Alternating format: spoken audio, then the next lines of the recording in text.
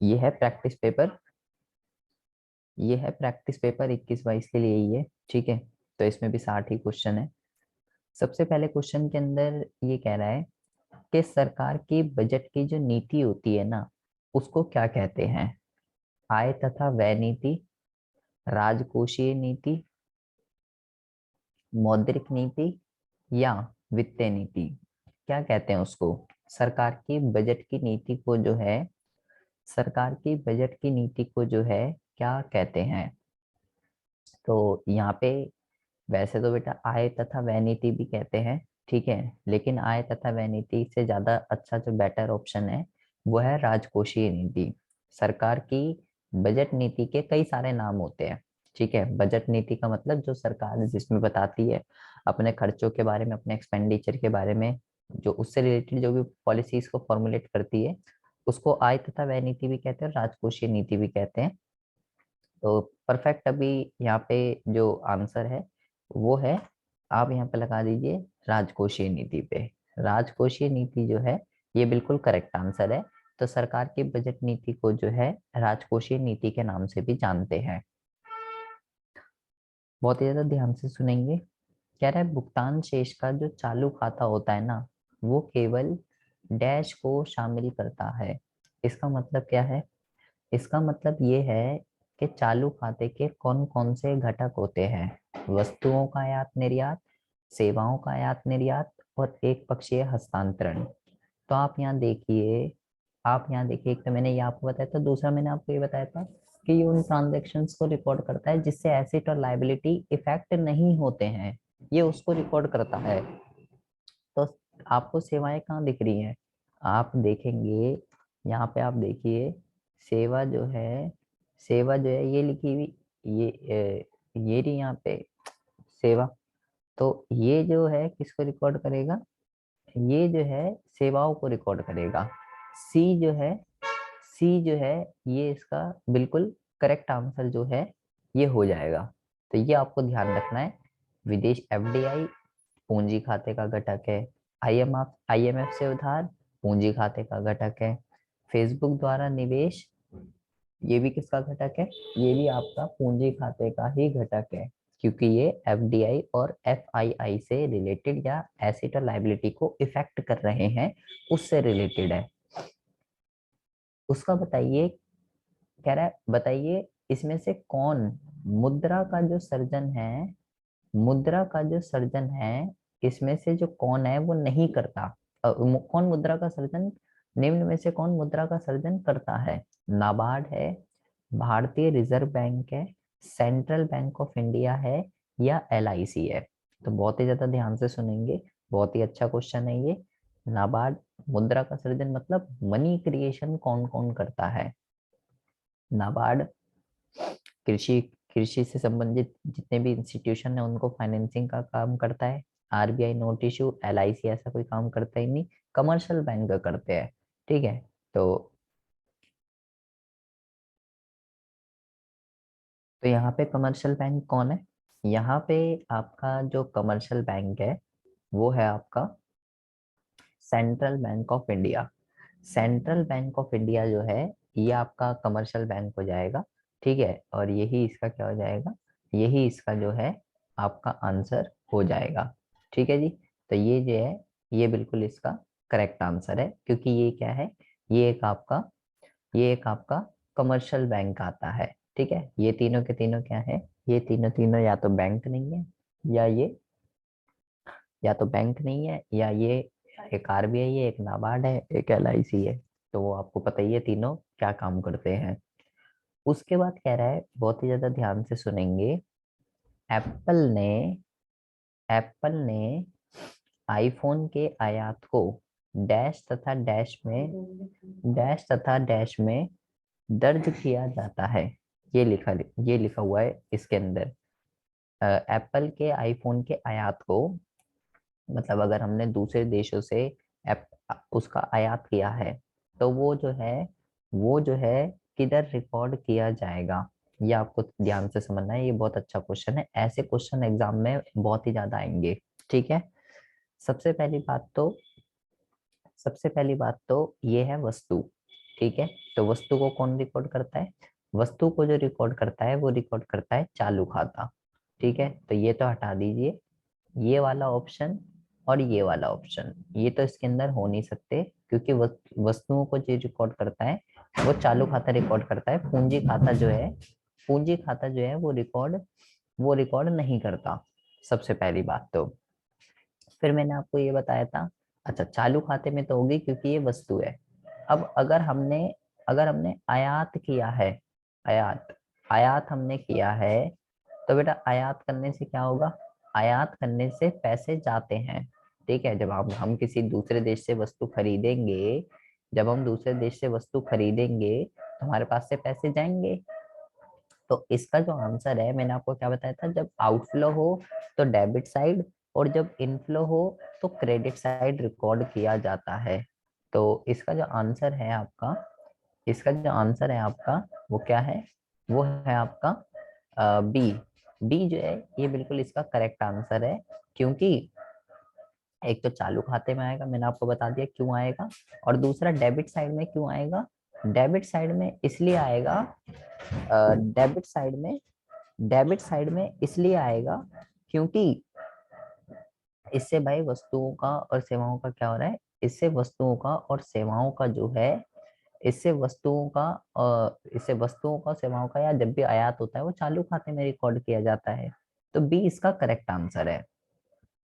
अब वो कह रहा है कि इनको ध्यान से पढ़िए, दो स्टेटमेंट दे रखी है और बताइए कौन सी स्टेटमेंट ठीक है और कौन सी स्टेटमेंट गलत है।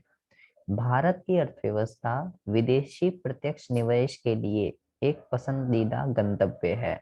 मैंने आपको बताया था उदारीकरण, निजीकरण, वैश्वीकरण वाले चैप्टर के अंदर, कि दूसरे देशों की कंपनियां हमारे देश के अंदर आ रही हैं, अपना देश छोड़ के हमारे देशों के अंदर आकर कंपनियां स्टैब्लिश कर रही हैं, दूसरे देशों की कंपनियां। तो क्या ये बात ठीक है या ये बात गलत है? तो ये बात जो है बिल्कुल ही ठीक लिखी हुई है, ये तो ठीक है। भारत ने व्यापार भारत ने व्यापार सरलता रैंक में सुधार किया है। क्या ये बात ठीक है या ये बात गलत है? तो यहाँ पे बेटा दोनों ही बातें ठीक लिखी हुई हैं, दूसरे देशों की कंपनियां भारत में भी आ रही है, और हमने ट्रेड के मामले में हमने अपनी रैंक के अंदर सुधार किया है, मतलब आयात निर्यात के अंदर, पूरे वर्ल्ड के अंदर कौन सा देश सबसे ज्यादा आयात करता है, कौन सा देश सबसे कम निर्यात करता है, उस चीज की ये बात कर रहा है, व्यापार सरलता रैंक। ठीक है, तो दोनों बातें यहाँ पे जो है, दोनों बातें जो है यहाँ पे ठीक लिखी हुई है, कि India has improve it's ranking in the case of doing business, business वगैरह के मामले में, व्यापार वगैरह के मामले में, ट्रेड वगैरह के मामले में। तो इसका जो आंसर है वो क्या हो जाएगा? ये इसका जो है आंसर हो जाएगा, कि भाई दोनों के दोनों कथन जो है वो बिल्कुल ठीक लिखे हुए हैं। अब बहुत ही ज्यादा ध्यान से सुनेंगे। एक वित्तीय संस्था को बैंक बनाने के लिए आवश्यक शर्तें क्या है? देखिए बेटा, ये बहुत अच्छा क्वेश्चन है। हर फाइनेंशियल इंस्टीट्यूशन बैंक नहीं होता। ठीक है, हर फाइनेंशियल इंस्टीट्यूशन बैंक नहीं होता है। जैसे कि एक एग्जांपल से अगर मैं आपको बताऊं, मैं तीन चीजें लेता हूँ यहाँ पे। एक मैं यहाँ पे ले लेता हूँ, लाइक मान लीजिए, देखो यहाँ पे समझेंगे, जो फाइनेंशियल इंस्टीट्यूशंस होते हैं ना, फाइनेंशियल इंस्टीट्यूशन, जैसे मान लो LIC है। ठीक है, LIC है, पोस्ट ऑफिस है और कमर्शियल बैंक है। तीन हम यहाँ पे लेते हैं, LIC है, पोस्ट ऑफिस है और सारे के सारे कमर्शियल बैंक है, सारे के सारे। LIC क्या करता है? LIC जो है ये बेटा लोन देने का काम करता है। ठीक है, पोस्ट ऑफिस क्या करता है? पोस्ट ऑफिस लोन नहीं देता, हम यहाँ अकाउंट खुलवा सकते हैं, अपने पैसे जमा कर सकते हैं, केवल जमा कर सकते हैं, लोन नहीं देता। लेकिन कमर्शियल बैंक जो होते हैं ये क्या करते हैं? ये बेटा लोन भी देते हैं और जनता का पैसा जमा भी करते हैं, दोनों चीजें करते हैं। ये और ये सब फाइनेंशियल इंस्टीट्यूशन है। ठीक है, ये भी फाइनेंशियल इंस्टीट्यूशन है, ये भी और ये भी, ये सब वित्तीय संस्थाएं हैं। लेकिन जो ये है ना, ये जो ये है कमर्शियल बैंक जितने भी होते हैं, ये फाइनेंशियल इंस्टीट्यूशन के साथ साथ बैंकिंग इंस्टीट्यूशन भी है। एक ऐसी ऑर्गेनाइजेशन जो जनता से जमा स्वीकार करना और लोन देना, ये दोनों काम करेगी, वो बेटा वित्तीय संस्था के साथ साथ बैंक भी मानी जाएगी। अगर दोनों में से कोई एक करेगी, जैसे LIC है, केवल लोन देने का काम करती है, पैसे जमा नहीं करती। पोस्ट ऑफिस है, पैसे जमा करता है तो लोन नहीं देता। तो बेटा ये जो दोनों चीजें हैं, ये केवल फाइनेंशियल इंस्टीट्यूशंस हैं, ये केवल वित्तीय संस्था हैं। ये बैंक नहीं माने जा सकते, LIC और पोस्ट ऑफिस। ठीक है, LIC और पोस्ट ऑफिस केवल फाइनेंशियल इंस्टीट्यूशन है। अगर किसी भी फाइनेंशियल इंस्टीट्यूशन को बैंक मानना है तो उसने बोला कौन कौन सी शर्तें जरूरी है, दो काम करने, जमा स्वीकार करना है और ऋण देने का काम करना है। तो इसका जो आपका आंसर है, इसका जो आपका आंसर है, ये क्या हो जाएगा आपका, ये हो जाएगा आपका डी। डी जो है इसका आपका करेक्ट आंसर हो जाएगा।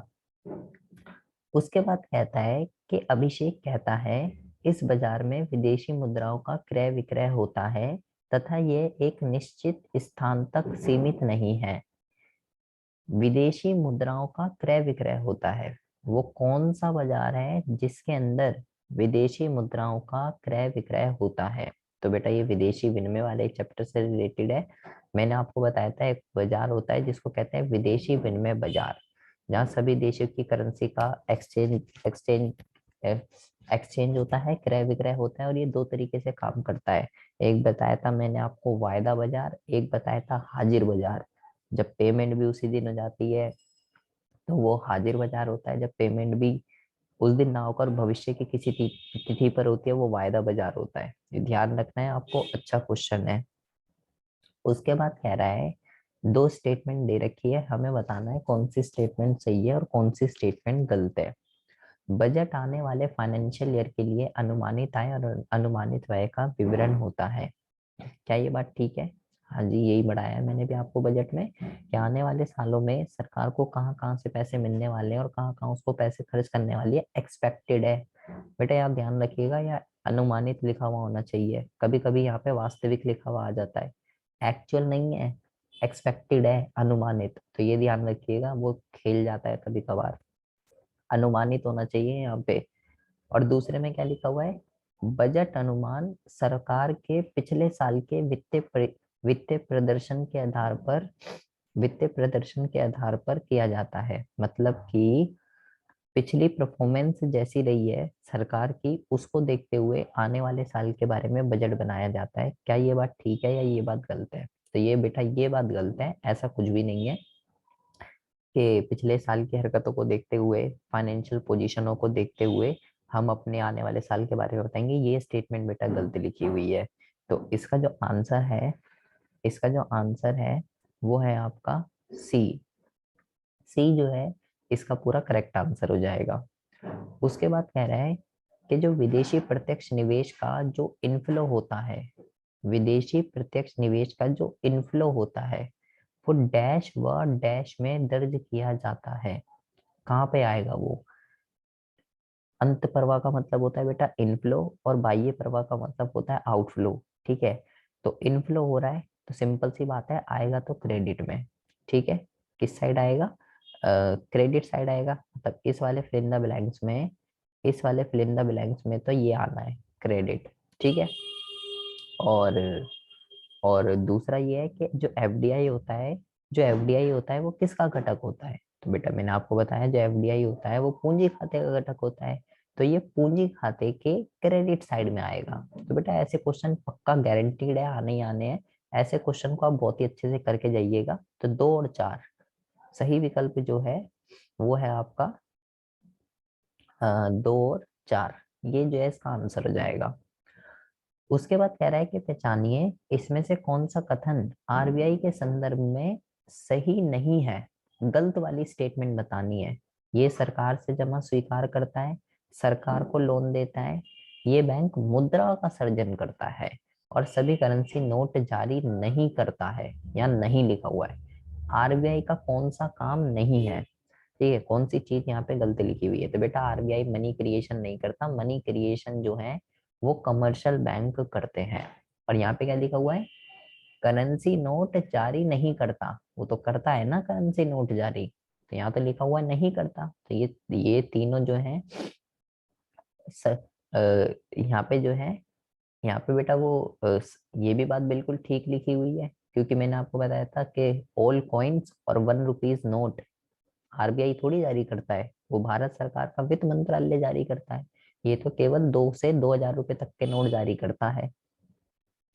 उसके बाद कह रहा है बेटा कि देखो ये बहुत अच्छा क्वेश्चन है, मैंने आपको बता रखा है। ये पूछ रहा है आपसे कि जो क्या कहते हैं एनडीसी है, राष्ट्रीय विकास परिषद, इसकी जो स्थापना है वो कब हुई थी। तो बेटा आपको ध्यान रखना है, मैंने आपको सेकंड चैप्टर के अंदर पढ़ाया था 5 ईयर प्लान के अंदर, एनडीसी की जो स्थापना है वो 1952 में इसकी स्थापना हुई है। उसके बाद कह रहा है कि स्वतंत्रता प्राप्ति की पूर्व संध्या पर भारतीय अर्थव्यवस्था के लक्षण के संदर्भ में निम्न में से कौन सा कथन सही नहीं है। भारतीय अर्थव्यवस्था के लक्षण, लक्षण मतलब बेटा फीचर्स, के स्वतंत्रता प्राप्ति से पहले भारत की अर्थव्यवस्था के अंदर कौन कौन सी विशेषताएं थी, तो हमें बताना है। हमें बताना है कौन सी स्टेटमेंट गलत है, मतलब कौन सी कौन सी विशेषता देखने के लिए नहीं मिलती थी, ये हमें इसके अंदर बताना है। बाजार का खात सीमित था, क्या ये बात ठीक है, बिल्कुल ठीक है। कृषि गतिहीन थी, ये भी ठीक है। कृषि आजीविका का मुख्य स्रोत थी, ये भी ठीक है। ये तीनों तो ठीक लिखे हुए हैं, लेकिन यहाँ पे लिखा हुआ है उल्लेखनीय उपलब्धियों वाले उद्योगों की उद्योग उपस्थित थे, तो ये बेटा गलत लिखा हुआ है यहाँ पे। ये जो है ये आपका यहाँ पे गलत लिखा हुआ है, क्योंकि क्या था उस टाइम पे, उस टाइम पे तो जो बेचारे उद्योग थे, जो उद्योग थे उसको भी क्या करा था सरकार ने, उसको भी बेटा हैंडीक्राफ्ट इंडस्ट्रीज को लगे लगाए उद्योगों को भी खत्म कर दिया था। तो 12वें का जो आंसर है वो हो जाएगा डी। उसके बाद कह रहा है निम्न में से कौन वैकल्पिक कृषि विपणन का उदाहरण नहीं है। वैकल्पिक कृषि विपणन का उदाहरण नहीं है, बहुत ही, ये भी बेटा मैंने आपको क्वेश्चन बताया था कि क्या कहते हैं किसान अपनी फसलों को डायरेक्ट कंज्यूमरों को बेच सके, ठीक है, इसके लिए अलग अलग लोकेशनों पे चैनल चलते हैं। पंजाब हरियाणा में अपना मंडी, आंध्र प्रदेश में रायतू बाजार, तमिलनाडु में उझावर मंडी, ये मैंने आपको बताया था। ठीक है, तो बोल रहा है इसमें से कौन सा जो है वो गलत दे रखा है। तो अपनी मंडी तो मैंने आपको बताया था, रायतू बाजार भी जो है, रायतू बाजार भी जो है मैंने आपको बताया था। ठीक है, और ऐसे बेटा अलग अलग लोकेशन पे उजावर मंडी भी है और हथसरपुर मंडी भी है, लेकिन ये बेटा कोई वो नहीं है, ये मदर डेयरी, ये मदर डेयरी जो है, मदर डेयरी बिल्कुल गलत लिखा हुआ है। ये कोई वैकल्पिक कृषि विपणन का कोई भी वो नहीं है। तो बेटा ये बहुत अच्छा क्वेश्चन है, इसको ध्यान रखेंगे। ग्रामीण विकास से ही आपसे क्वेश्चन पूछा गया है कृषि विपणन के अल्टरनेटिव चैनलों के ऊपर। उसके बाद पूछ रहा है दो स्टेटमेंट दे रखी है, हमें बताना है कौन सी सही है कौन सी गलत है। निर्धनता रेखा गरीब और गैर गरीब में भेद करती है, क्या ये बात ठीक है। हाँ जी, ये बात तो बिल्कुल ठीक है। पोवर्टी लाइन एक ऐसी लाइन है जो लोगों को पुअर और नॉन पुअर में डिवाइड करती है। ये गरीब तथा अति गरीब में भी, ये गरीब तथा अति गरीब में भी भेद करती है। ये बेटा गलत लिखा हुआ है यहाँ पे, मतलब कौन गरीब है और कौन बहुत गरीब है ये थोड़ी बताती। भाई एक लाइन है, आप खुद सोचो, एक लाइन है कि अगर बंदा 1,000 रुपये महीने में खर्च कर रहा है तो ठीक है, गरीब नहीं है। और अगर 1,000 रुपये नहीं खर्च कर रहा तो भाई वो गरीब है। इससे नीचे जितने भी लोग होंगे जो 1,000 रुपये से नीचे खर्च कर रहे होंगे, अब मान लो ये ए बंदा है, ठीक है, या मान लो ये बी बंदा है, ठीक है, तो इन दोनों बंदों में से तो दोनों ही 1,000 रुपये से कम खर्च कर रहे हैं। अब पॉवर्टी लाइन आपको ये थोड़ी बताती है कि ए थोड़ा ज्यादा गरीब है, बी थोड़ा कम गरीब है। पॉवर्टी लाइन आपको इस बारे में रिगार्डिंग इंफॉर्मेशन नहीं देती है बेटा। तो दूसरी जो स्टेटमेंट लिखी हुई है वो गलत लिखी हुई है, पहली वाली ठीक लिखी हुई है। तो इसका जो आंसर है ये हो जाएगा आपका सी। सी ऑप्शन जो है बिल्कुल आपका करेक्ट आंसर हो जाएगा।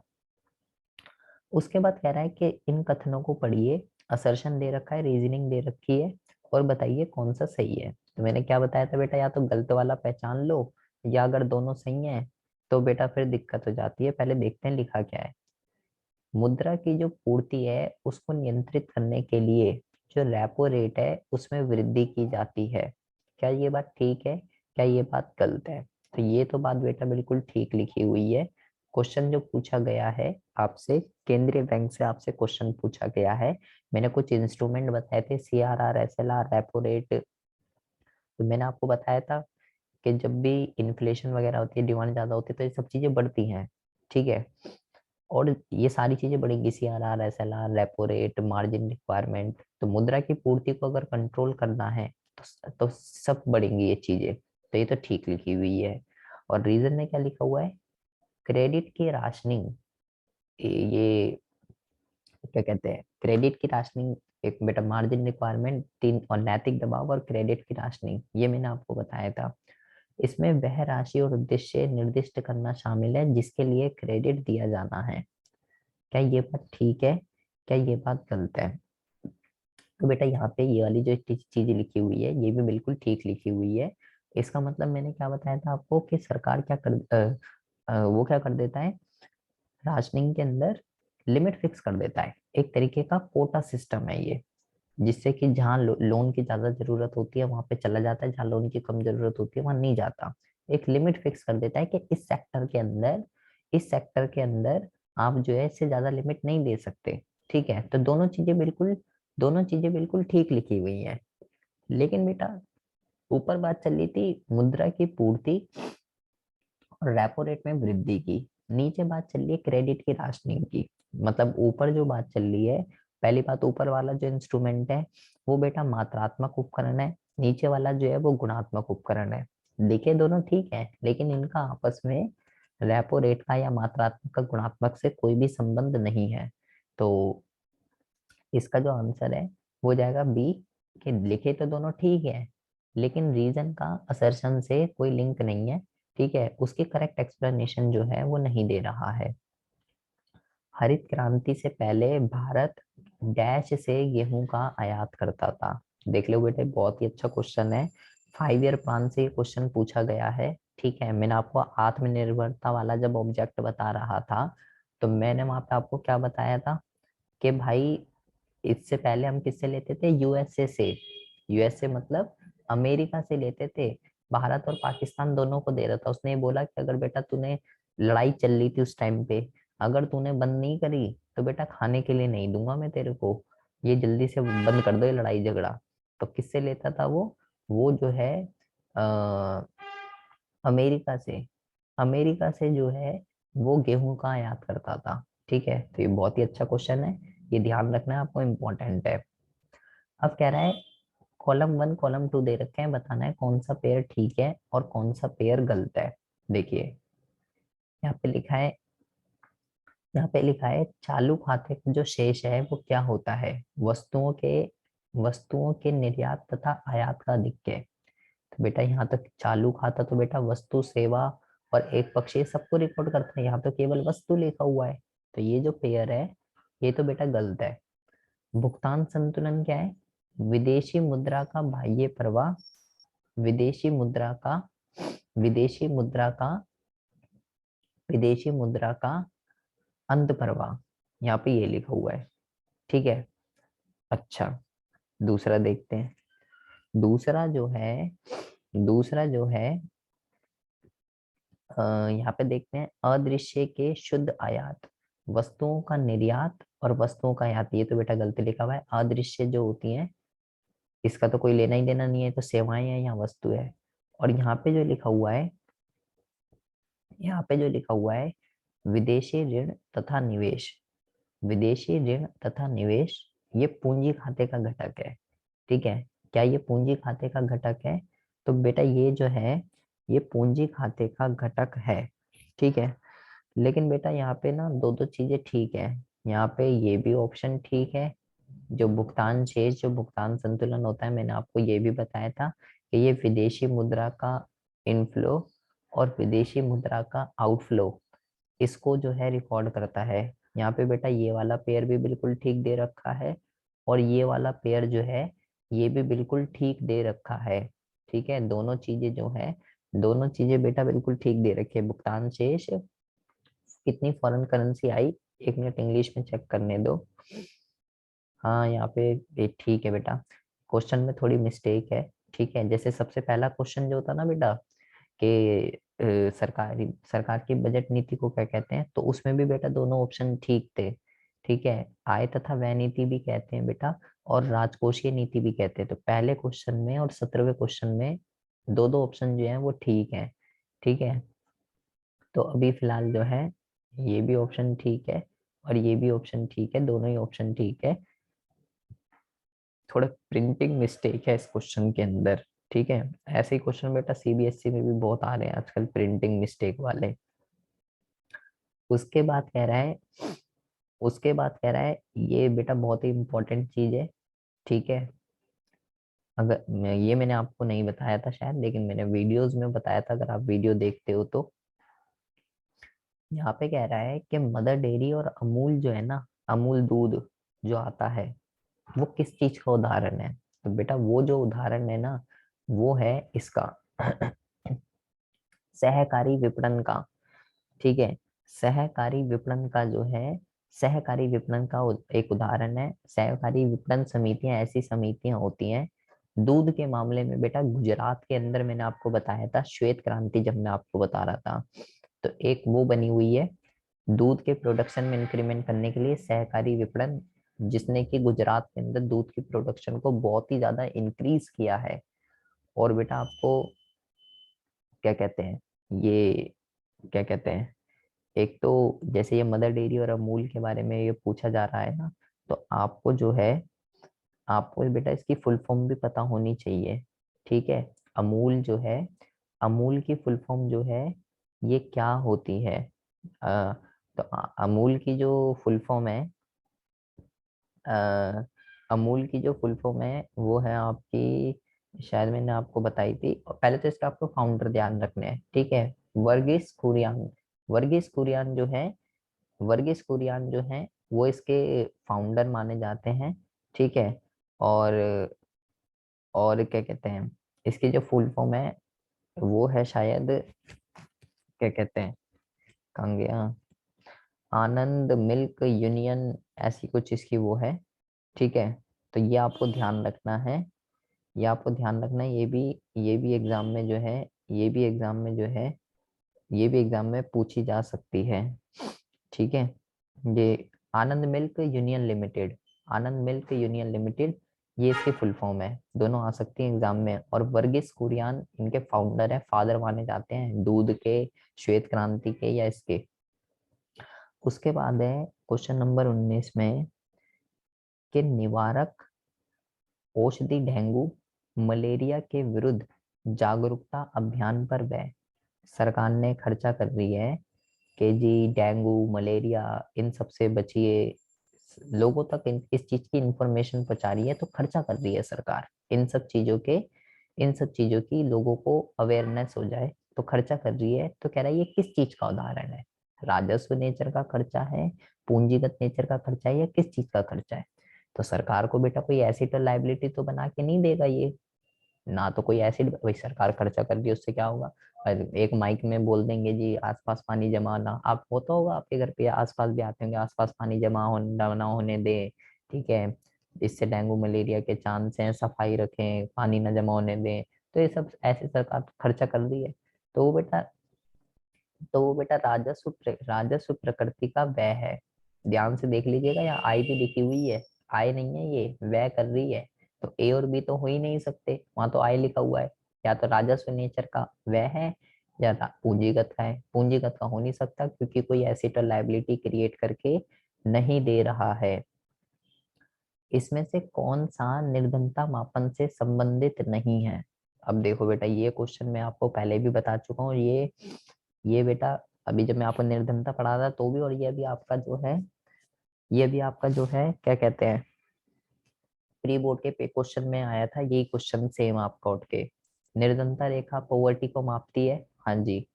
मासिक प्रति व्यक्ति आय उपभोग व्यय मापता है, हाँ जी। सेन सूचकांक, हाँ जी। जनसंख्या की वृद्धि दर, ये जो है बेटा ये गलत दे रखा है। जनसंख्या की वृद्धि पॉवर्टी को नहीं मापती है, बाकी मैंने आपको बताया है। Sen index, poverty line, poverty gap, और इसको कहते हैं एमपीसीई। एमपीसीई कहते हैं इसको, ठीक है। ये सब पॉवर्टी को मापते हैं। और भी कई सारे इंस्ट्रूमेंट होते हैं, लेकिन ये 4-5 आपको ध्यान रखने हैं। तो डी गलत है, जनसंख्या की वृद्धि जो है वो नहीं मापती है। उसके बाद है, इसमें से किस अवस्था में साग का सर्जन असीमित हो सकता है? साग का सर्जन असीमित हो सकता है। देखो बेटा, जो साग है ना, जो साग है ना, वो किसके ऊपर डिपेंड करती है? जो साग है वो बेटा डिपेंड करती है प्राइमरी डिपॉजिट और सीआरआर के ऊपर, ठीक है। तो यहाँ मैंने आपको फॉर्मूला जो बताया था, मुद्रा साग का सर्जन का, जो साग का सर्जन का जो मैंने आपको फॉर्मूला बताया था, वो होता है बेटा प्राथमिक जमा अपॉन में एलआरआर, प्राथमिक जमा अपॉन में एलआरआर इंटू में 100। ये होता है बेटा इसका फॉर्मूला, ठीक है। या ये हटा दीजिए, ये इसका फॉर्मूला होता है। तो तो इन दोनों के ऊपर डिपेंड करते हैं। वो कह रहा है अगर प्राथमिक जमा अगर शून्य हो, अबे भाई अगर ऊपर वाली चीज चीज प्राप्त पैसा ही नहीं आएगा तो मनी क्रिएशन कहाँ से होगी? तो बेटा ये तो हो नहीं सकता, ठीक है। और अगर सीआरआर 70% है तो भी नहीं होगा बेटा। सीआरआर अगर मान लो चलो ये 1000 है और ये 70% है, 70% हो गया 0.7, यानी कि ये हो गया आपका 10,000 समथिंग कुछ आ जाएगा, 1 पॉइंट कुछ कुछ डिवाइड करके, तब भी नहीं हो सकता। द्वितीय जमा शून्य हो, तो बेटा ये तो एक टाइम आता ही है ऐसा कि सेकेंडरी डिपॉजिट जो है वो जीरो हो जाती है एक टाइम पे। सेकेंडरी डिपॉजिट का पहली बात तो मनी क्रिएशन के अंदर कोई लेना देना नहीं है। फॉर्मूला ही क्या होता है? प्राथमिक जमा अपॉन में एलआरआर। तो बेटा जो डिपेंड करती है वो इन दोनों के ऊपर डिपेंड करती है, सीआरआर और प्राथमिक जमा पे। सी पे तो डिपेंड ही नहीं करती। तो इसका जो आंसर है, इसका जो आंसर है वो क्या हो जाएगा? वो हो जाएगा आपका, वो हो जाएगा आपका डी। डी जो है ये इसका, डी जो है ये इसका करेक्ट आंसर जो है, करेक्ट आंसर हो जाएगा। कि भाई इसमें से सारे ही ऑप्शन जो हैं, सारे ही ऑप्शन जो है आपको गलत दे रखे हैं। उसके बाद कह रहा है कि अगर व्यापार का संतुलन 500 करोड़ का घाटा है और निर्यात 700 करोड़ का है, तो आयात कितना होगा? तो देखिए, कल ही मैंने आपको बताया था, कल भी था ये क्वेश्चन ऐसा। ये होता है बेटा निर्यात माइनस आयात, ये फॉर्मूला होता है, ठीक है। अब उसने बोला निर्यात कितना है? निर्यात है बेटा 700, ठीक है। और उसने बोला 500 करोड़ का घाटा है। तो बेटा आपको ध्यान रखना है, जब यहाँ घाटा हो तो माइनस के साथ लिखना है यहाँ पे। और अगर वो यहाँ पे बचत बोले, व्यापार संतुलन में 500 करोड़ की बचत है, तो यहाँ प्लस की संख्या लिखनी है। जब घाटा है तो माइनस, तो ये हो जाएगा माइनस का आयात। अब आयात is equal to 700 plus 500 is equal to 1200। ये जो ये जो है ये बिल्कुल करेक्ट आंसर हो जाएगा इसका। ये ध्यान रखना है, जब घाटा होता है तो यहाँ माइनस लिखते हैं, या माइनस लिखते हैं, और जब बचत होती है तो उस तरफ पॉजिटिव लिखते हैं। तो इसका जो आंसर है बी। फिर कह रहा है हरित क्रांति ने गरीब और अमीर किसानों के बीच की दूरी को बढ़ा दिया है। क्या ये बात ठीक लिखी हुई है? क्या ये बात सही लिखी हुई है, गलत है? तो ये बात तो बेटा बिल्कुल ठीक लिखी हुई है, क्योंकि हरित क्रांति कुछ ही क्षेत्रों में, पंजाब हरियाणा, इधर के किसान अमीर हो गए, बाकी जगह के गरीब हो गए। हरित क्रांति के लाभ मुख्य रूप से गरीब राज्यों द्वारा लिए गए। तो ये बेटा गलत लिखा हुआ है। ये ऐसा कुछ नहीं है कि गरीब राज्यों को इसका लाभ मिला, ये तो इसकी लिमिटेशन है। कुछ ही कुछ सीमित क्षेत्र तक, पंजाब हरियाणा, केवल यहीं तक जो है ये सीमित रहा, और किसी को इसका फायदा ही नहीं मिला देखने के लिए। पहला बिल्कुल ठीक लिखा हुआ है, इससे अमीर और गरीब किसानों का अंतर बढ़ गया। दूसरा जो है वो गलत लिखा हुआ है। तो इसका जो आंसर है सी, सी जो है इसका बेटा आंसर हो जाएगा। उसके बाद कह रहा है स्वतंत्रता प्राप्ति के समय भारत कृषि वस्तुओं का डैश था। क्या करता था भारत? हम जो है बेटा कृषि वस्तुएं, हम जो है कृषि वस्तुएं दूसरे देश, शुद्ध निर्यातक। क्या आंसर आएगा इसका? शुद्ध निर्यातक जो है, शुद्ध निर्यातक जो है, ये इसका आंसर आ जाएगा। शुद्ध निर्यातक था स्वतंत्रता प्राप्ति के समय। क्या करते थे? कच्चा माल जाता था, कच्चा माल जाता था, बनी बनाई वस्तुएं आती थी। कच्चे माल का निर्यातक, तैयार माल का आयातक था। उसके बाद कह रहा है कि दो स्टेटमेंट दे रखी हैं और हमें बताना है, असर्शन और रीजनिंग का क्वेश्चन है कि जो स्थिर विनिमय दर होती है ना वो अस्थिर नहीं होती, लेकिन तरनशील विनिमय दर अस्थिर होती है। इसका मतलब क्या होता है? क्या ये बात ठीक लिखी हुई है, क्या ये बात गलत लिखी हुई है? तो बेटा ये तो बिल्कुल ठीक लिखा हुआ है, स्थिर विनिमय दर अस्थिर नहीं होती। अस्थिर, अस्थिर नहीं होती मतलब कि स्थिर होती है, फिक्स रहती है। और लचीली विनिमय दर अस्थिर होती है, मतलब उसके अंदर फ्लक्चुएशन होता रहता है। तो ये बात ठीक है। तो ये तो ठीक लिखा हुआ है, असर्शन तो ठीक लिखा हुआ है, क्योंकि वो सरकार डिसाइड करती है, वो बाजार की शक्तियां डिसाइड करती है। और रीजन में क्या लिखा हुआ है कि जो स्थिर विनिमय दर जो प्रणाली होती है ना, विदेशी मुद्रा की मांग तथा विदेशी मुद्रा की पूर्ति विनिमय दर को प्रभावित नहीं करती है। क्या ये बात ठीक लिखी हुई है? ये भी बात बिल्कुल ठीक लिखी हुई है। स्थिर विनिमय दर में विदेशी मुद्रा की मांग और पूर्ति का कोई लेना देना नहीं है, वो तो सरकार डिसाइड करती है ना। ये दोनों जो पॉइंट दे रखे हैं ये तो लचीली के ऊपर डिपेंड करते हैं। इसी वजह से तो, क्योंकि ये मांग और पूर्ति पे प्रभावित नहीं करती इसलिए तो स्थिर रहती है वो। तो लिखा बेटा दोनों ठीक है। और रीजन जो है वो असर्शन की, रीजन जो है वो असर्शन की करेक्ट एक्सप्लेनेशन जो है वो दे रहा है। ए ऑप्शन जो है, ए ऑप्शन जो है वो इसका बेटा बिल्कुल करेक्ट आंसर हो जाएगा।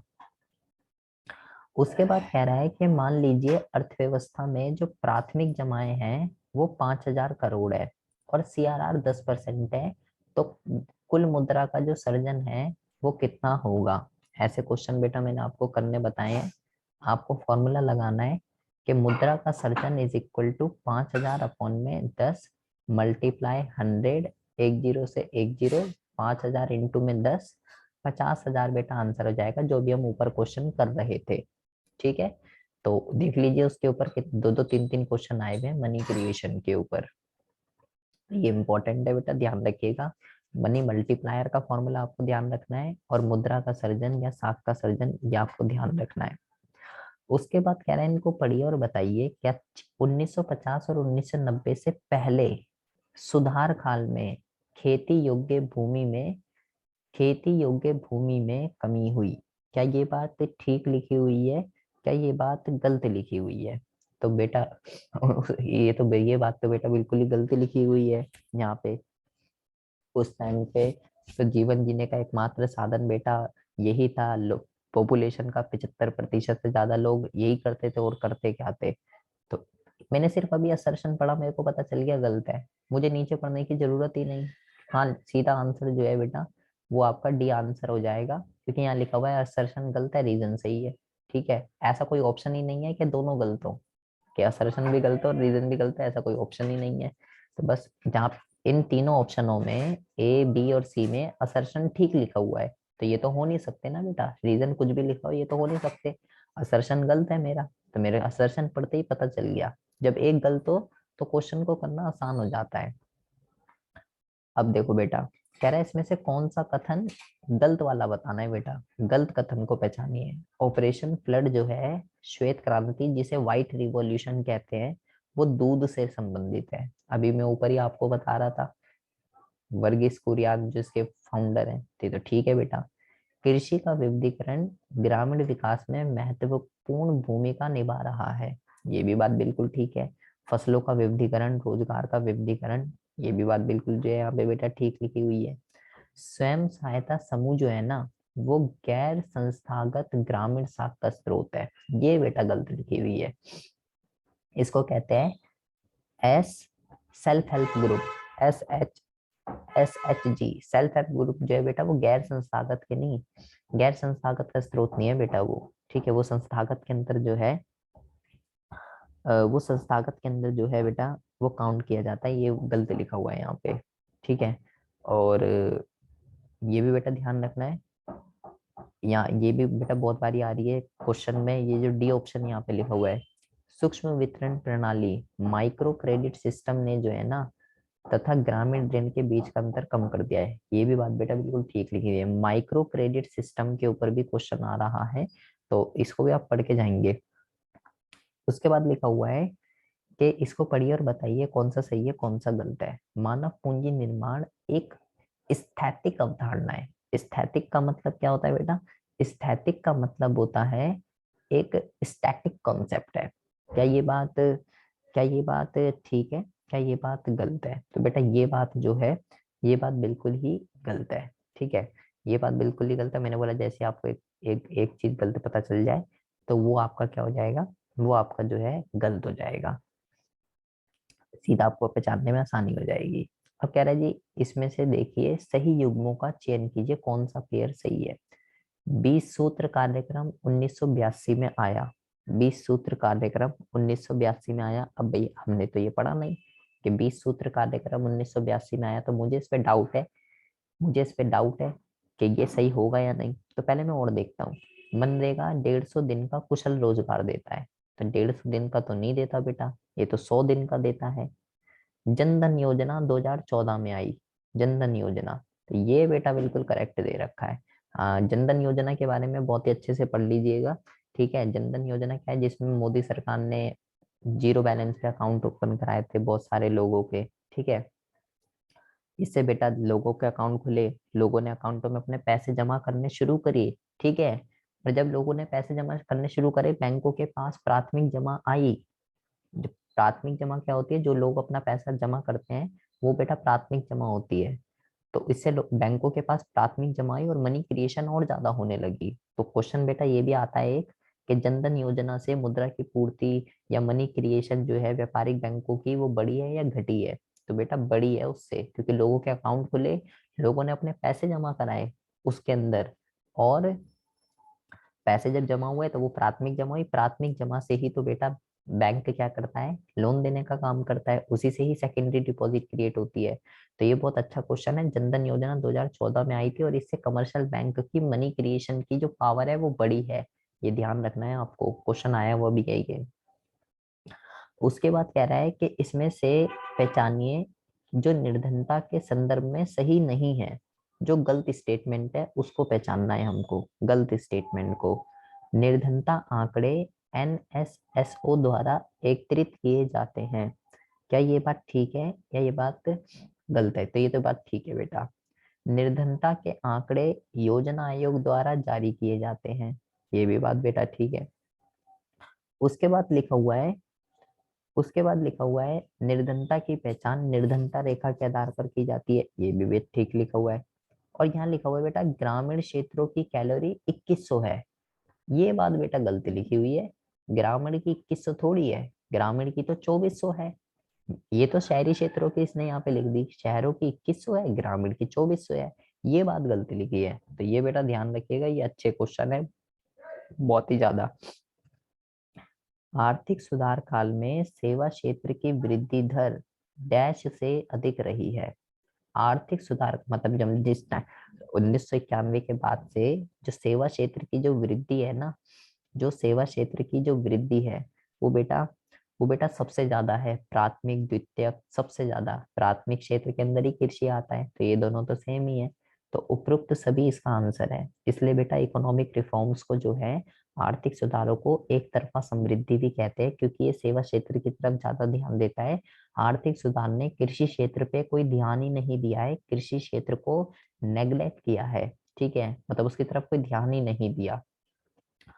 उसके बाद कह रहा है ब्रिटिश काल में कृषि उत्पादन, कृषि उत्पादकता अति कम थी। न्यून मतलब बहुत ही ज्यादा कम थी। क्या ये बात ठीक है, क्या ये बात गलत है?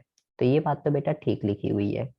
ब्रिटिश सरकार ने टेरेस कृषि तथा सिंचाई सुविधाओं के लिए निवेश किया था। हाँ, तो ये तो बेटा कुछ कुछ भी हो, उसने तो 1 रुपया 1 रुपल्ली उसने जो है भारत की अर्थव्यवस्था पे खर्च नहीं किया। तो रीजन जो है, कुछ भी लिखा हो आपको नहीं पता ये क्या होता है, भूल जाइए। ये तो पता है ना आपको क्या होता है। और पहली बात, रही बात निवेश की, तो निवेश तो भाई ना उसने पानी में किया, ना कुएं में किया, ना जहाज में किया, कहीं निवेश किया ही नहीं। तो इन्वेस्टमेंट तो उन्होंने कहीं कही थी, रीजन गलत है। तो जैसे ही एक गलत हो तो आपको पता चल जाएगा, ये इसका जो है आंसर हो जाएगा। उसके बाद है कि हरित क्रांति के संदर्भ के बाद ग्रामीण अर्थव्यवस्था की साख आवश्यकताओं में विविधताएं आई है। क्या ये बात ठीक है, क्या ये बात गलत है? तो ये बात बेटा बिल्कुल ठीक है। साख की आवश्यकता केवल उपभोग के लिए नहीं बल्कि सामूहिक आगत क्रय करने के लिए भी लिया जाता है। तो बेटा मैंने आपको बताया था दो तरीके के लोन होते हैं, एक होता है प्रोडक्टिव ऋण, एक होता है अनप्रोडक्टिव ऋण। लाइक शादी है, त्योहार है और जन्मदिन है किसी का, उस लिए भी लोन लेता है फार्मर। तो ये बात ठीक है कि केवल उपभोग के लिए नहीं और भी अदर पर्पस के लिए, सामूहिक आगत को क्रय करने के लिए, मतलब प्रोडक्टिव ऋण के लिए भी लेता है और अनप्रोडक्टिव के लिए भी लेता है, दोनों चीजों के लिए लेता है। तो दोनों स्टेटमेंट जो है वो यहाँ पे बेटा ठीक लिखी हुई है। ये जो क्वेश्चन है बेटा बहुत ही ज्यादा डीप से क्वेश्चन पूछे गए हैं, जिसने बिल्कुल अच्छे से पढ़ रखा है वही इन क्वेश्चनों को कर सकता है। मैंने आपको ये सारी चीजें बताई हुई है। उसके बाद कह रहा है साख सर्जन बैंक मुद्रा सर्जित करने की प्रक्रिया है। क्या ये बात ठीक है? हाँ जी ये बात ठीक है। मुद्रा का सर्जन या साख का सर्जन दोनों सेम ही चीजें हैं। बैंक मुद्रा का सर्जन सेकेंडरी डिपॉजिट के द्वारा करता है। ये बात ठीक है या ये बात गलत है? तो ये बात भी बेटा बिल्कुल ठीक है। जो प्राथमिक जमा आती है उसके बाद जो लोन दिया जाता है, लोन दे के जो जमा क्रिएट होती है उसको सेकेंडरी डिपॉजिट कहते हैं। वही तो मनी क्रिएशन है। तो ये भी बात ठीक लिखी हुई है। ठीक है, तो यहाँ पे जो है दोनों ही जो कथन है वो बिल्कुल यहाँ पे ठीक लिखे हुए हैं। तो इसका भी आंसर क्या हो जाएगा? ए। उसके बाद हम ध्यान रखना है, उसके बाद कह रहा है इसमें से कौन सा कथन सही नहीं है। गलत वाली स्टेटमेंट को हमको पहचानना है, गलत वाली। स्वतंत्रता प्राप्ति के समय व्यावसायिक ढांचा कृषि के पक्ष में था। ये तो ठीक लिखा हुआ है बेटा। ये तो गलत लिखा हुआ है। जीवन प्रत्याशा 69 थी। तो जीवन प्रत्याशा तो उस टाइम पे 32 साल थी उस टाइम पे। तो किसी किसी बुक में 42 या 44 भी लिखा हुआ है शायद। तो वो 69 तो बेटा अब है, स्वतंत्रता प्राप्ति के समय थोड़ी थी। 69 तो अब भी नहीं जीता बंदा बेचारा। बाकी रेल का आरंभ इतने में हुआ, सुएज नहर अब खुली, ये तो सब ठीक लिखे हुए हैं बेटा। तो बी ऑप्शन जो है वो बिल्कुल गलत गलत लिखा हुआ है।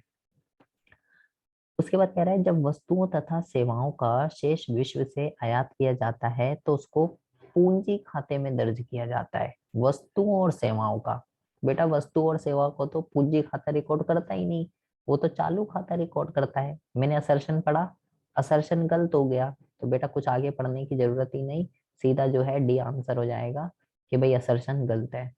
रीजन में जो भी लिखा हो मेरे को डिपेंड करता ही नहीं, मेरे को एक एक भी गलत पता चलते ही क्वेश्चन खत्म है। डैश तथा डैश आरबीआई द्वारा जारी नहीं किए जाते हैं।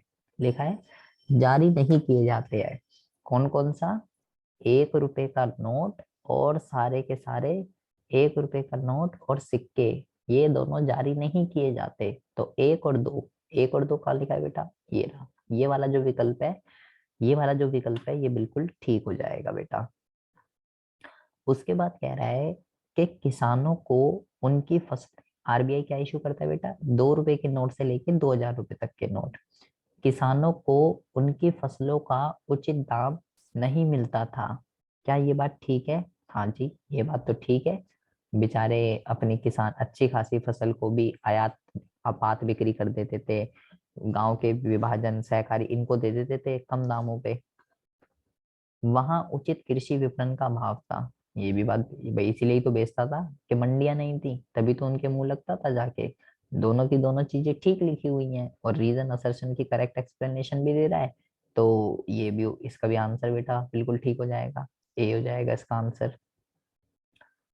कृषि आय तथा उत्पादकता को बढ़ाने के लिए एक कुशल तथा प्रभावी ग्रामीण साख प्रणाली अति महत्वपूर्ण है।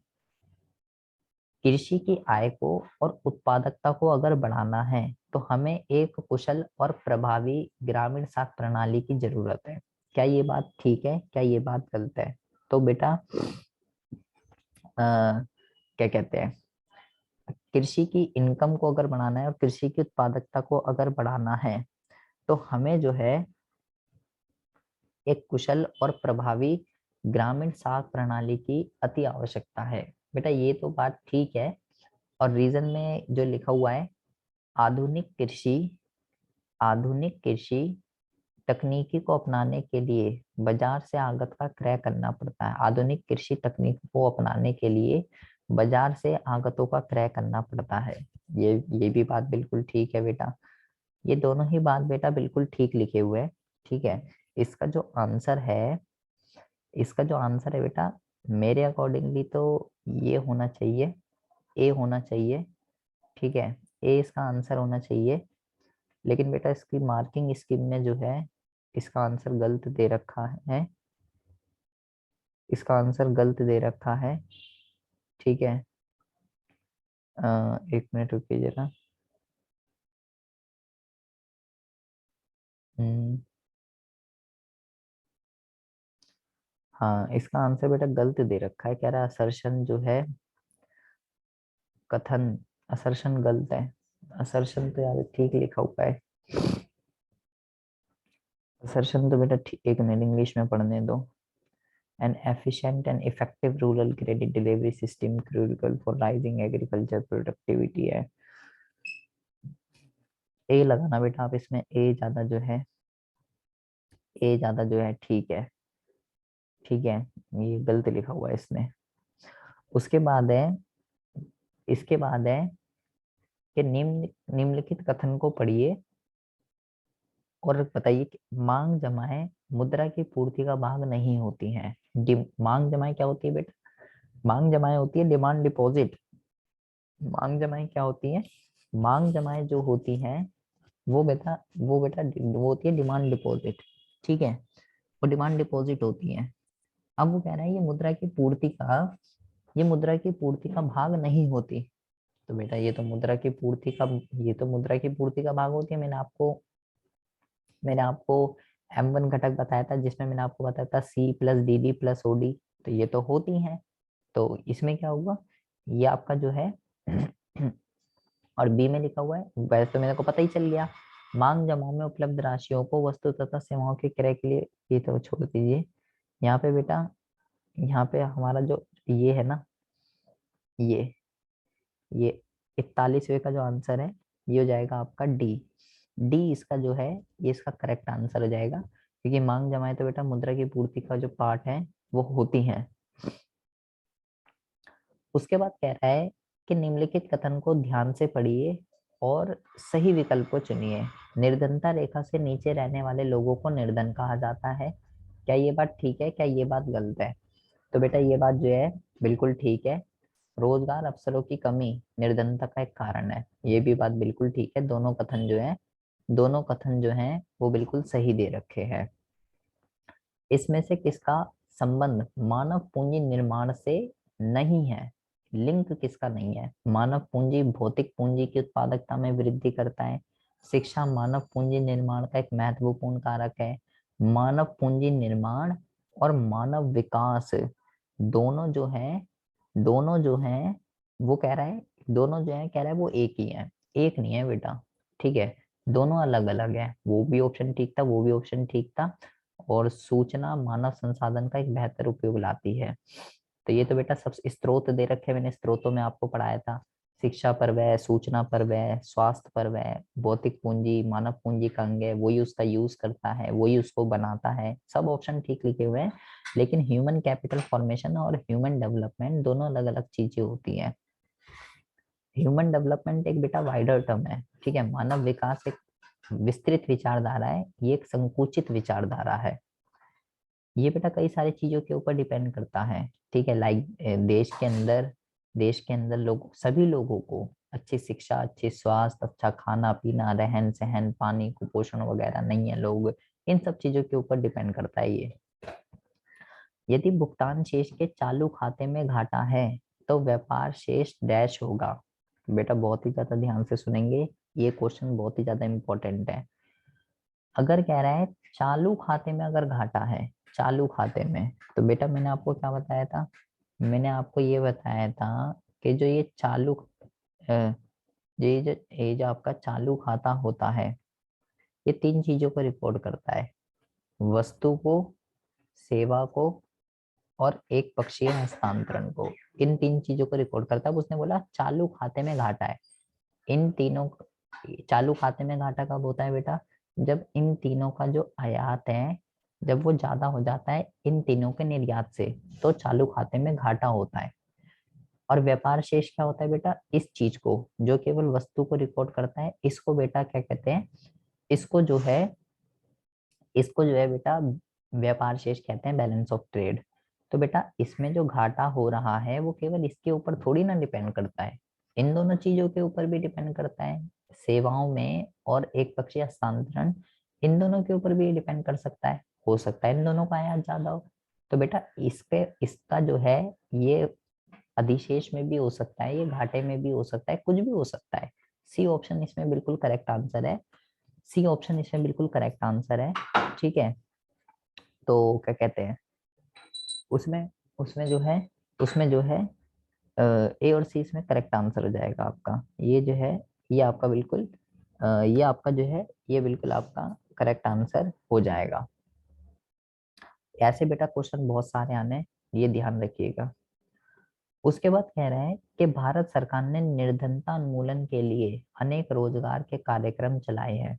ये बात बिल्कुल ठीक है, मैंने आपको कितने बताए, मनरेगा, काम के बदले अनाज, एनएसएपी, और आपका बेटा SGSY, SGRY, कई सारे प्रोग्राम हमने पढ़े।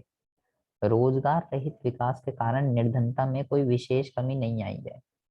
मतलब क्या ये बात ठीक है, ये भी बात बेटा बिल्कुल, ये भी बात बेटा बिल्कुल ठीक लिखी हुई है, दोनों के दोनों जो स्टेटमेंट है वो बिल्कुल ठीक लिखे हुए हैं यहाँ पे।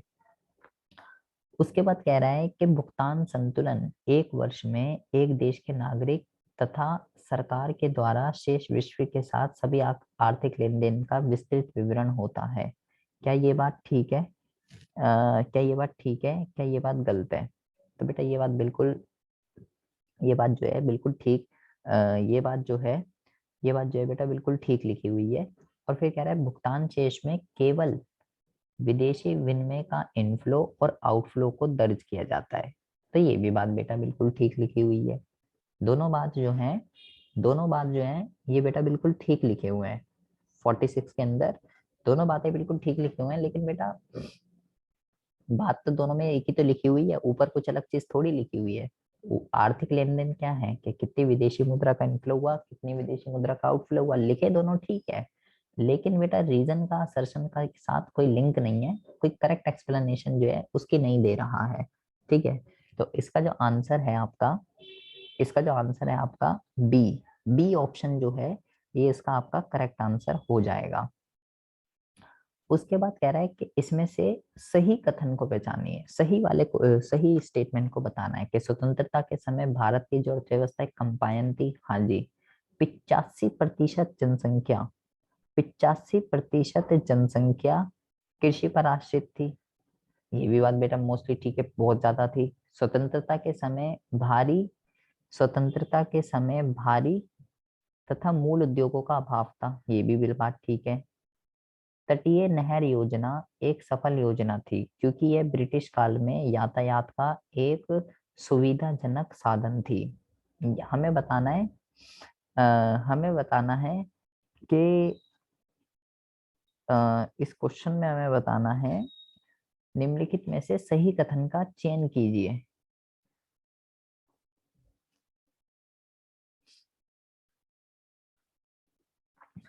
अ,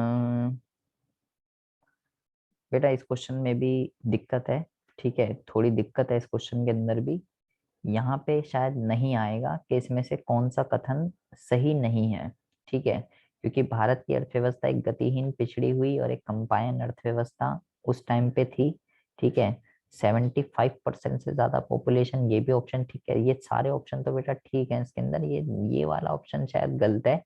ठीक है, इस क्वेश्चन में दिक्कत है, इस क्वेश्चन में दिक्कत है, शायद यहाँ पे नहीं आएगा कि कौन सा विकल्प जो है वो गलत है। तो यहाँ पे जो है डी, डी ऑप्शन जो है अभी आप इसमें लगाइए। ठीक है, डी ऑप्शन जो है ये गलत है। उसके बाद है प्रिंटिंग, बहुत मिस्टेक है बेटा इस वाले क्वेश्चन के पेपर के अंदर, लेकिन इसमें आपको क्वेश्चन ध्यान रखने, मतलब दो दो प्रिंटिंग मिस्टेक है, दो में तो ऑप्शन सही दे रखे हैं। अब देखो, कह रहा है सही सही सही पेयर को हमें इसमें पहचानना है, मिलान करना है हमें इसके अंदर। ठीक है, तो यहाँ पे देखिए, यहाँ पे देखेंगे, मैंने आपको बताया था बेटा भौतिक पूंजी में स्वामित्व का हस्तांतरण हो सकता है, इसका अस्तित्व जो है अलग किया जा सकता है। ठीक है, तो इसको तो पहले आप इससे मिलाइए। ठीक है, अब देखो, अब आपको आपको सिर्फ एक ही का पता है, आपको जो है, और ये भी पता है आपको स्थानांतरण का और प्रतिभा पलायन, इन दोनों के पता है आपको कि सी का 4 है, सी का 4 है, और डी का 3 है। इन दोनों में तो आप कंफर्म हो, इसका आपको नहीं पता। ठीक है, इन दोनों का आपको नहीं पता। पहले तो ये देखो, पहले तो ये देखो सी का 4 कहाँ पे लिखा हुआ है, ये देखो ये रहा, सी का 4 यहाँ पे लिखा हुआ है, और तो कहीं नहीं लिखा हुआ बेटा। और डी का थर्ड भी यहीं पे लिखा हुआ है। यहाँ से यहाँ पे एक ये ऑप्शन देखो, यहाँ पे सी का फन है, डी का हुआ है। तो बेटा ये दोनों ऑप्शन तो हटा ही दीजिए, ये दोनों तो हो नहीं सकते। ठीक है, रही बात इसकी डी वाले ऑप्शन की, तो यहाँ पे बेटा सी का फर्स्ट लिखा हुआ है, डी का तो 3 है, लेकिन सी का फर्स्ट है, तो ये भी नहीं हो सकता। सी का तो 4 है ना, तो ये वाला जो ऑप्शन है, ये इसका बेटा करेक्ट आंसर हो जाएगा। मतलब इसका इसके साथ जोड़ दीजिए, इसको इसके साथ जोड़ दीजिए।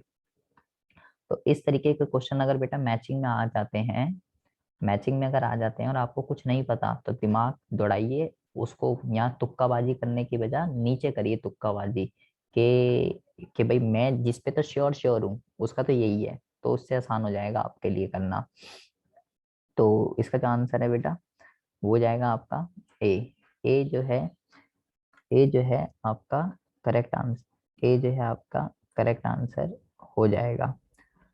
उसके बाद है एक लंबा चौड़ा सा पैराग्राफ दे रखा है, ऐसे क्वेश्चन को करने का मैं बता देता हूँ कैसे होता है ये ऐसे क्वेश्चन। यहाँ इसको पढ़ के कोई अपना टाइम वेस्ट करने की जरूरत नहीं है बेटा।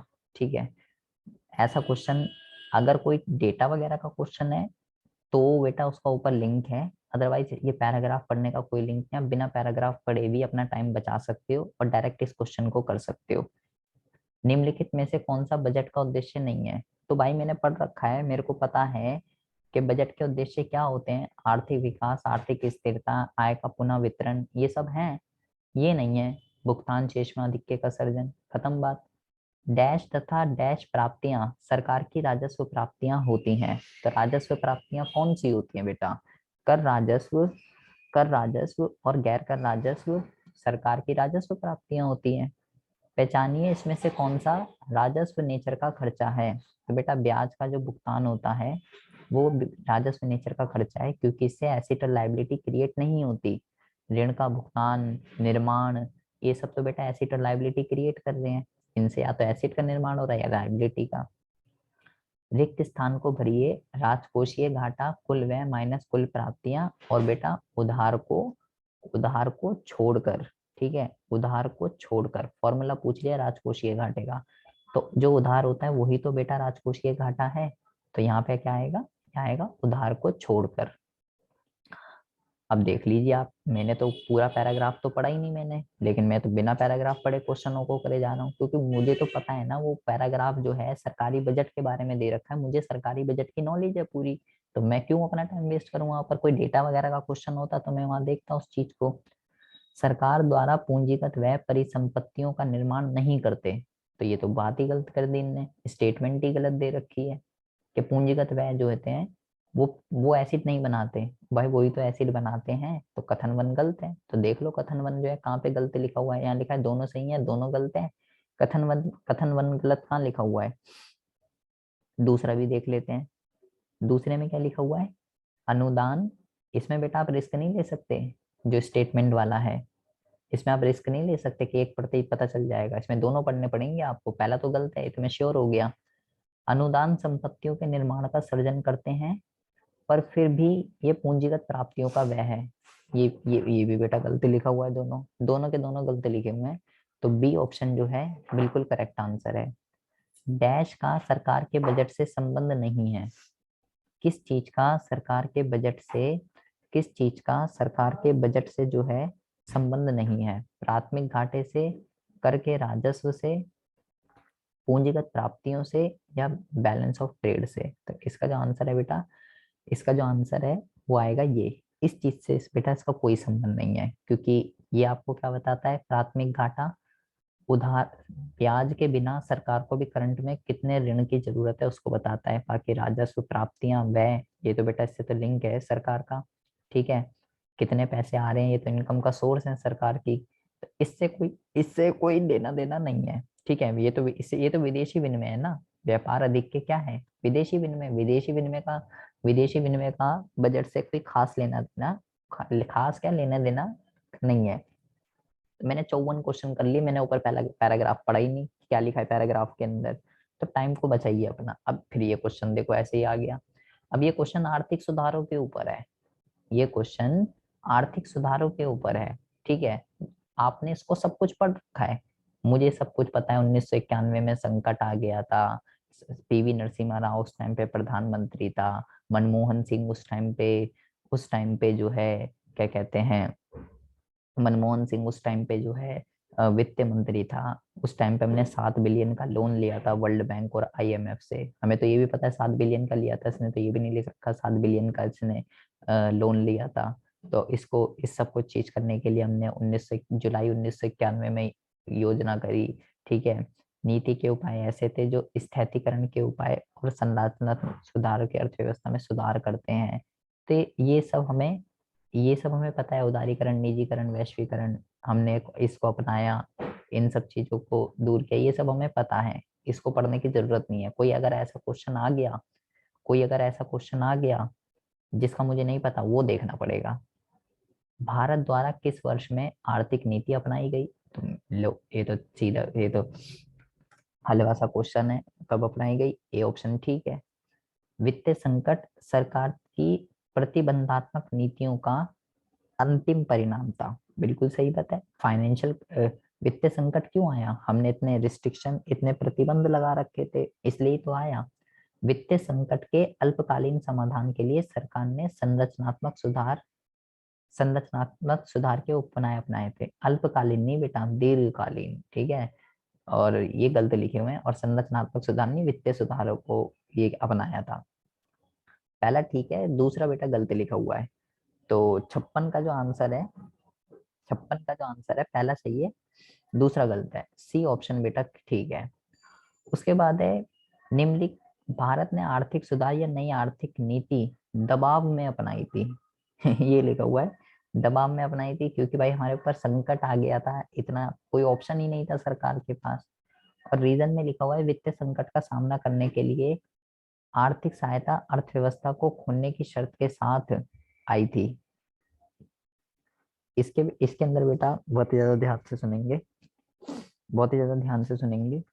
वित्तीय संकट का सामना करने के लिए आर्थिक सहायता अर्थव्यवस्था को अर्थव्यवस्था को, इंग्लिश में पढ़ने तो पहले,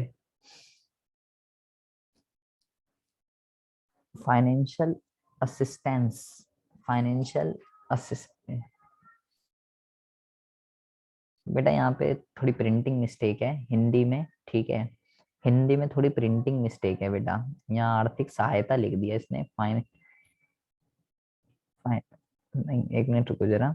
the financial assistance to face the financial crisis came with the condition to open the economy. वैसे तो इसका आंसर ये है, वो तो ठीक लिखा हुआ है, वो भी ठीक ही लिखा हुआ है। ठीक है, दोनों चीजें बिल्कुल ठीक ही लिखी हुई हैं। ए पे आप इसका आंसर लगा दीजिए। उपरोक्त पाठ तथा सामान्य ज्ञान के आधार पर निम्नलिखित में से गलत कथन को चुनिए। गलत कथन हमें इसके अंदर बताना है। ये बेटा बिल्कुल गलत लिखा हुआ है। उस टाइम पे जब संकट का काल था, तो हमारे पास खाड़ी देशों से जहाँ से पैसा आ रहा था, वो पैसा भी हमारे पास आना जो है बंद हो गया था। 1991 में सामना करा, ठीक लिखा हुआ है। लोन लिया, ये भी ठीक लिखा हुआ है। आयात प्रतिस्थापन से निर्यात प्रोत्साहन पे गया, ये भी ठीक लिखा हुआ है। तीनों चीजें ठीक लिखी हुई हैं, लेकिन ये गलत लिखा हुआ है। उसके बाद कह रहा है कि सुधार पूर्व काल में, आर्थिक सुधारों से पहले भारतीय उद्योग अधिक प्रतिष्ठात्मक तथा कुशल थे, प्रतिस्पर्धा थी उस टाइम पे, ये लिखा हुआ है यहाँ पे। तो बेटा उस टाइम पे तो कोई प्रतियोगिता ही नहीं थी। उस टाइम पे तो दूसरे देशों की कंपनियां आ ही नहीं सकती थी। आर्थिक सुधारों से पहले तो कंपटीशन किस बात का, सरकार तो उनको प्रोटेक्ट करती थी। तो ये तो गलत लिखा हुआ है। सार्वजनिक उपक्रम की हानियों को कम करने के लिए विनिवेश को अपनाया गया। क्या ये बात ठीक है? क्या ये बात ठीक है? तो बेटा सरकार ने विनिवेश नहीं, सरकार ने निजीकरण को अपनाया। ठीक है, विनिवेश को भी अपनाया था, निजीकरण को भी अपनाया था, दोनों चीजों को अपनाया था, बट ज्यादा जो है बेटा निजीकरण किया था सरकार ने। तो कथन वन जो है, कथन वन जो है वो तो गलत लिखा हुआ है। ठीक है, कथन वन जो है वो गलत लिखा हुआ है, और कथन टू बिल्कुल ठीक है। विनिवेश भी करा था सरकार ने, विनिवेश भी करा था सरकार ने, और निजीकरण भी। पहला गलत है, दूसरा सही है। ये हो जाएगा इसका आंसर, डी। डी जो है इसका आंसर हो जाएगा। उसके बाद कह रहा है बेटा, आर्थिक सुधारों से पहले सार्वजनिक क्षेत्र का उपभोक्ता वस्तु जैसे ब्रेड, टेलीफोन आदि में भी एकाधिकार था। क्या ये बात ठीक है? क्या ये बात गलत है? ये बात बेटा बिल्कुल ठीक है। मतलब जो सार्वजनिक उद्योग थे ना, वो ये वाली चीजें, एमटीएनएल वगैरह उस टाइम पे बेटा बहुत, ब्रेड वगैरह ये केवल सरकारी उद्योग ही बेचते थे और कोई नहीं बेचता था। निजी क्षेत्र को लाइसेंस नीति से नियंत्रित किया गया था। ये बात ठीक है? हाँ जी, हमें पता है ये बात ठीक है। इसी वजह से तो इनकी मोनोपोली थी कि ये बंदे नहीं खोल सकते थे। तो यहाँ पे जो आंसर है बेटा, ए। ए इसका आंसर जो है, ए इसका आंसर जो है ये हो जाएगा। तो ये 60 क्वेश्चन है, आप इसको प्रिपेयर कर सकते हैं, बहुत ही अच्छे क्वेश्चन है। ठीक है, बट इसमें थोड़ी दिक्कत ये है कि इसमें मोस्टली क्वेश्चन जो है थोड़े बहुत, मेरे हिसाब से लगता है दो तीन क्वेश्चन जो है इसके अंदर गलत हैं। एक तो पहला, और एक और आया था, मतलब ऑप्शन सेम सेम दे रखे हैं, तो उसको आप ध्यान रखिएगा जो जो मैंने आपको बताए हैं। जैसे पहला ही था, इसमें बेटा ये भी हो सकता था आंसर, कोई दिक्कत वाली बात नहीं है। तो ये हो गया आपका पूरा का पूरा पेपर। ठीक है जी।